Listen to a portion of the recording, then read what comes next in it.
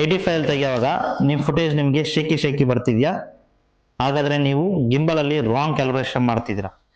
ನಾನು ತೋರಿಸ್ತಾ ಇರೋ ಕ್ಯಾಲಿಬ್ರೇಷನ್ ಮಾಡ್ಕೊಳ್ಳಿ, ನಿಮಗೆ ಶೇಕಿ ಅನ್ನೋದು ಅವಾಯ್ಡ್ ಆಗುತ್ತೆ, ನಿಮ್ಮ ಫುಟೇಜ್ ಅನ್ನೋದು ತುಂಬಾ ಸ್ಮೂತ್ ಆಗಿ ಬರುತ್ತೆ.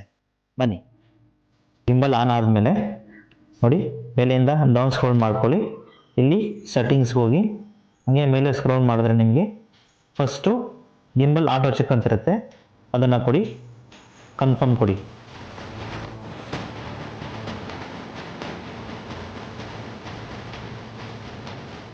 ನೆಕ್ಸ್ಟು ಅದರ ಮೇಲೆ ಹಾರಿಜಾಂಟಲ್ ಕ್ಯಾಲಿಬ್ರೇಷನ್ ಅಂತ ಇರುತ್ತೆ, ಇಲ್ಲಿ ಹಾರಿಜಾಂಟಲ್ ಕ್ಯಾಲಿಬ್ರೇಷನ್ನ ಸೇಮ್ ಹಂಗೆ ಕ್ಯಾಲಿಬ್ರೇಟ್ ಮಾಡಿ.